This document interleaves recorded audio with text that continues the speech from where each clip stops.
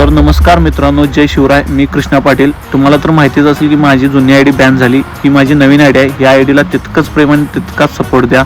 आम्ही आज गेलेलो रांगणा किल्ला फिरायला. हा किल्ला खूप ॲडव्हेंचर टाईप असा आहे. जाताना खूप अवघड अशा वाटा होत्या. गडावर चांगल्या गाड्या नेण्यात काही अर्थ नाही. चांगल्या गाड्या इथं चालतच नाहीत. गेला तर तुम्ही 4x4 गाडी घेऊन जाऊ शकताय, नाहीतर 2 व्हीलरनं जा. आम्ही पण 2 व्हीलर घेऊन गेलेलो. 2 व्हीलरवरून खूप मजा येते. वेळानं बाहेर पडल्यामुळे आम्हाला गडावर जायला दुपारचे 4 वाजलेले. रस्ता एवढा खराब होता की आमच्या गाड्या सारख्या स्लिप मारत होत्या. 2-3 वेळा आम्ही पडलो पण. ही दोघं तर सारखी पडत होती. जरा पुढे गेली की पडलीच. अशीच मजा करत आम्ही पुढे गेलो. कुठे गेलोय आणि पनवती नाही लागलं असं कधीच झालं नाही.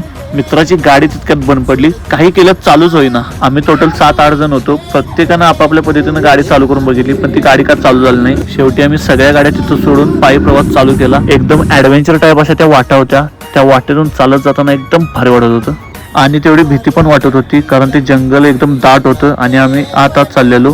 गडावर वातावरण तर एकदम छान होतं. लय भारी वाटलं चालत जाताना. शेवटी आम्ही गडावर पोहोचलो. खूप लेट झालेला, त्यामुळे आम्ही फोटो वगैरे काढले आणि पटकन तिथून बाहेर पडलो. परत येऊन आम्ही ती गाडी चालू करायचा प्रयत्न केला, पण ती गाडी का चालू झाली नाही. शेवटी ती गाडी आम्हाला ढकलूनच न्यावी लागली. जाताना एक वडा लागला. काय केलंस त्या वड्यातून गाडी का बाहेर निघेना. कशी बशी तरी आम्ही गाडी तिथून बाहेर काढली. कायम पनवती आमच्या पार्टनर्स फिरत असत्या. तिथनं गाडी बाहेर काढली तर पुढे येऊन अडकली. तिथनं पण गाडी परत्यानं कशी तरी बाहेर काढली. आम्ही ती गाडी ढकलीलावर आमच्या गावाबद्दल आणली. असा ढकलीचा प्रवास आमचा जवळजवळ 80 किलोमीटरचा झाला. माझ्या ह्याही आयडीला तुम्ही तितकाच सपोर्ट आणि तितकंच प्रेम द्या. तर चला भेटू आता आपण पुढच्या ब्लॉगमध्ये.